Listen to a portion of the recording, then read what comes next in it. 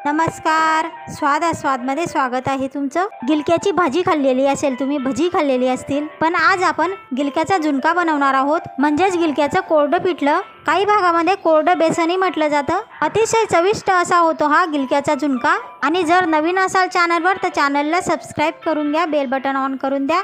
Like, comment व इतरांना share करायचा असेल व्हिडिओ तर शेअरही करा. चला मग आता गिलक्याचा झुणका बनवूया. आज आपल्याला गिलक्याचा झुणका बनवायचा आहे, म्हणजेच कोरडं पिठलं बनवायचं आहे आपल्याला गिलक्यापासून. त्यासाठी हे गिलके घेतलेले आहेत. आता ह्या गिलक्यांना आपण 2-3 पाण्याने स्वच्छ धुवून घेणार आहोत. कोणतीही भाजी अगोदर धुवून घ्यायची, नंतरच कापायची. भाजी कापल्यानंतर धुतल्याने पाण्यात मिसळणारे जे पौष्टिक गुणधर्म असतात ते निघून जातात. त्यामुळे भाजी चिरल्यानंतर ते पाणी कधीही फेकू नका. तर आपण गिलक्याच्या छोट्या छोट्या फोडी तयार करून घेतलेल्या आहेत. त्याच्यामध्ये हळद मीठ घालून घेणार आहोत चवीनुसार. गिलक्याच्या भाजीला पाणी सुटतं, त्यामुळे आपल्याला याच्यामध्ये पाणी न घालता शिजवायचं आहे. हळद मीठ घातल्यामुळे गिलक्याची भाजी सहज शिजेल एवढं पाणी सुटेल. आपल्याला ही गिलक्याची भाजी पूर्णपणे शिजवायची नाही, तर साधारण 10 मिनिट मंद गॅसवर वाफवून घ्यायची आहे. भाजी वाफवताना झाकण ठेवून घ्यायचं आणि मंद गॅसवर वाफवून घ्यायची. आपली भाजी वाफवून तयार आहे. बघा किती पाणी सुटलेलं आहे. आपण पाणी न घालताही आपल्याला गिलक्याचा झुणका म्हणजेच कोरडं पिठलं करायचं आहे. तर त्यासाठी आपल्याला हे बेसन पीठ लागेल. 3 गिलक्यांसाठी साधारण 3 वाट्या हे बेसन पीठ घेतलेलं आहे. एक मोठा कांदा चिरून घेतलेला आहे. 10-15 लसूण पाकळ्या चिरून घेतलेल्या आहेत. 2 टेबलस्पून जिरे घेतलेले आहे. अर्धा टेबलस्पून मोहरी घेतलेली आहे. चवीनुसार लाल तिखट घ्या. चला मग आता तयारीला लागूया. गिलक्याची भाजी थंड झाल्यानंतर आपण आता हे बेसन पीठ गिलक्याच्या भाजीमध्ये टाकून घेणार आहोत. आता व्यवस्थित मिक्स करून पीठ भिजवून घेऊ. आपण गिलक्याच्या भाजीमध्ये हळद मीठ घातलेलं होतं, त्यामुळे हळद मीठ घालण्याची गरज नाही. जर तुम्ही घातलेलं नसेल तर आता घालून घ्या. पाणी कमी पडलेलं असेल तर थोडं थोडं पाणी घालून पीठ भिजवून घ्या.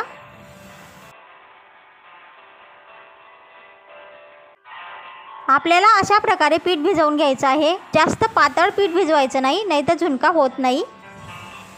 आपण आता कढईमध्ये तेल तापवायला ठेवलेलं आहे. झुणका करायचा आहे तर थोडं जास्त तेल घ्या. कढईमध्ये तेल पसरवून घ्या, म्हणजे झुणका चिकटणार नाही. आता तापलेल्या तेलामध्ये मोहरी घालून घेऊ, जिरे घालून घेऊ. जिरे मोहरी छान तळतळल्यानंतर कांदा लसूण घालून घेणार आहोत आपण. आता कांद्याला छानपैकी फोडणी बसू देऊया. आता कांद्याला मस्तपैकी फोडणी बसलेली आहे. आता आपण याच्यामध्ये लाल तिखट घालून घेणार आहोत. आता सर्व मिक्स करून व्यवस्थित फोडणी बसू देऊ. सर्व साहित्याला व्यवस्थित फोडणी बसल्यानंतर आपण आता फोडणीमध्ये भिजवलेलं पीठ घालून घेणार आहोत. सर्व पीठ घालून घ्या. आता आपण हे सर्व साहित्य मिक्स करून घेणार आहोत आणि कढईवर अशा प्रकारे पसरवून घेणार आहोत. पसरवल्यामुळे लवकर शिजेल आपला झुणका. झुणका पूर्णपणे पसरवल्यानंतर आता आपण झाकण ठेवून घेणार आहोत कढईवर आणि मंद गॅसवर झुणका शिजवून घेणार आहोत. अधूनमधून झाकण काढून झुणक्याला परतून घेणार आहोत, म्हणजे आपला झुणका व्यवस्थित शिजेल, खाली करपणार नाही.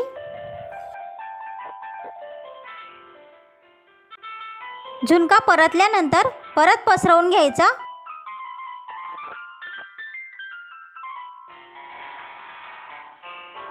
झुणका परतल्यानंतर व व्यवस्थित पसरून घेतल्यानंतर आपल्याला झुणक्यावर पुन्हा झाकण ठेवून मंद गॅसवर शिजवून घ्यायचं आहे.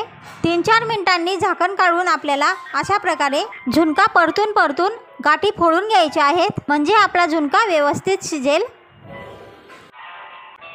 आता झाकण ठेवून घेऊया. असं आपण 5-6 वेळा केल्याने झुणका व्यवस्थित शिजून जातो. अशा प्रकारे मोकळा झाला म्हणजे आपला झुणका हा शिजला असा समजायचा. वाटल्यास तुम्ही खाऊनही पाहू शकता. आपला अतिशय चविष्ट असा गिलक्याचा झुणका तयार आहे. गिलक्याची भाजी आवडत नसेल तर नक्कीच झुणका करून खा. खूप चविष्ट असा होतो. आणि नवीनच आलेला असाल माझ्या चॅनलवर तर अशाच नवनवीन रेसिपीचे व्हिडिओ पाहण्यासाठी माझ्या चॅनलला सबस्क्राईब करून घ्या, बेल बटन ऑन करून द्या. लाईक, कमेंट व शेअरही करा. चला मग आता भेटूया पुढच्या रेसिपीमध्ये. तोपर्यंत स्वतःची काळजी घ्या, स्वतःच्या कुटुंबियांची काळजी घ्या. पुढच्या रेसिपीपर्यंत नमस्कार.